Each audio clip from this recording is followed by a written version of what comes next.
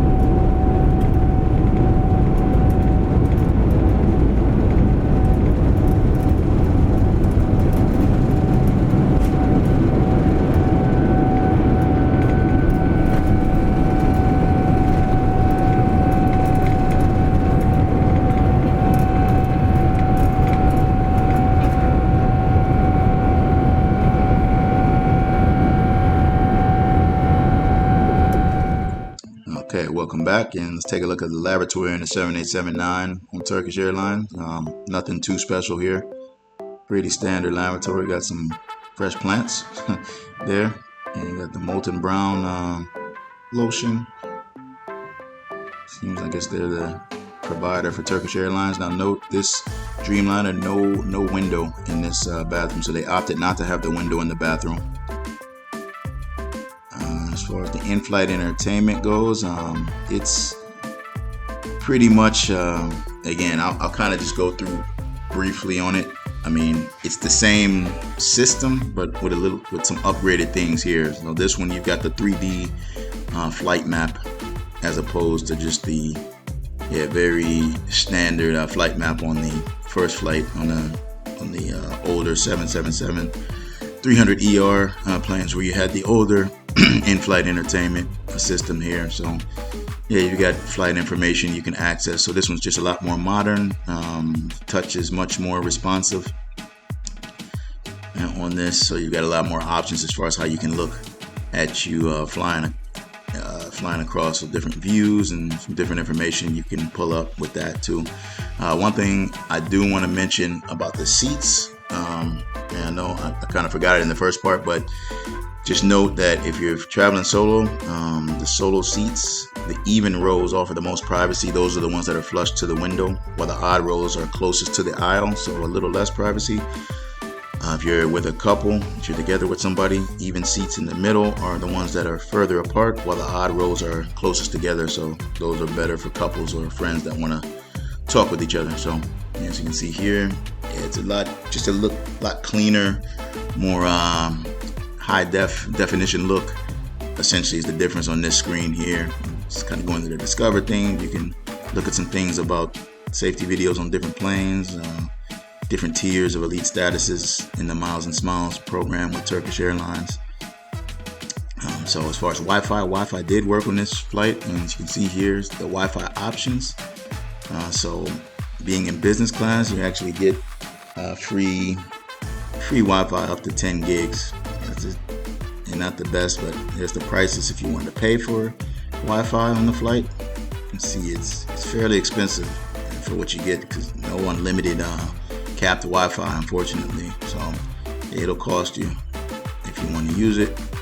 And this is just kind of how you log in to use the business class Wi-Fi, and they kind of give you an instruction on your ticket what to put in there, so you can access the free Wi-Fi for being in business class, and that's regardless of your status with Miles and Smiles.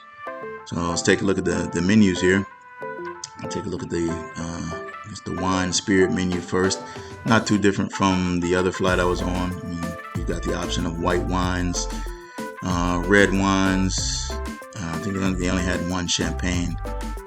There you got some port wines as well. As far as options go, with wines, didn't really partake in the wines, but I did have a glass of the champagne, the Taittinger Brut, which was okay, suffice. Not really a champagne connoisseur, but it did the trick in the morning on this long flight. So I'd imagine the wines are fairly stay the same as far as with catering goes, and then pretty much the same aperitifs here as far as the spirits offered as the other flight.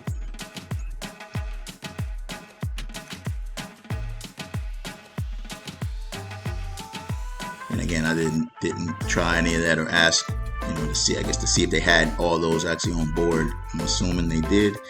Now, as I mentioned before, now this flight actually takes off. This leaves Istanbul at 8:30 in the morning local time. So you'll actually start off with breakfast, and your meal before landing would be more of a dinner meal, even though or dinner or lunch, because you really be landing in the afternoon, about 2:30 local time in Bogota. So as you can see there, I end up going with the Kassar cheese omelet as far as my main entree, and the grilled chicken, my grilled lamb chop for my entree before landing, which was very good.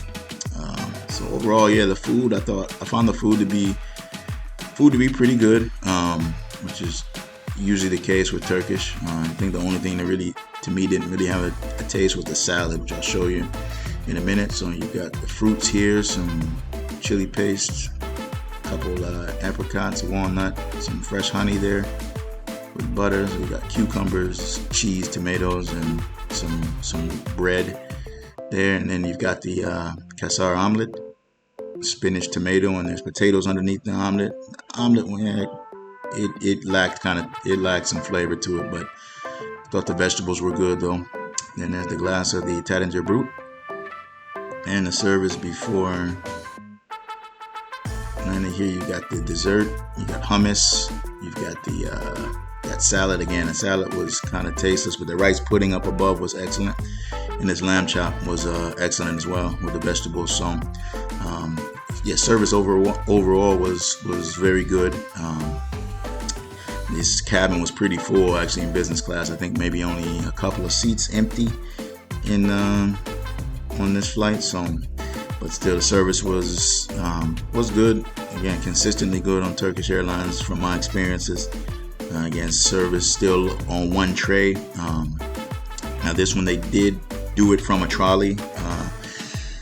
The chef, on the first flight, on my flight from JFK to Istanbul, the only thing they brought on the trolley were the beverages. Because actually, I think maybe because the business class cabin was so empty, the chef was bringing out your entrees kind of one by one, probably just because they could. So that's the main difference as far as serving on the flight. But yeah, if you ever need anything, you could call the call button because this is a long flight. If you needed anything in between meal services, flight attendants were pretty good about getting to people, although people were hitting the call button quite a bit. So I don't know, but yeah, overall really good flight. As far as the seat goes, I do like the seat. Again, my only gripe about the seat is the fact that the privacy shield on the seat is flush to the window. It takes up half the window, so that's really my only gripe with that as far as the seat design. But I found the seat to be comfortable. It is a little narrow, a little tight to get into, but sleeping wise, I was able to get a good 4 or 5 hours of sleep, which is good for me on the plane. So please hit the like button, subscribe to the channel, share this with a friend. As always, I appreciate you watching, and I will catch you next time. Thank you.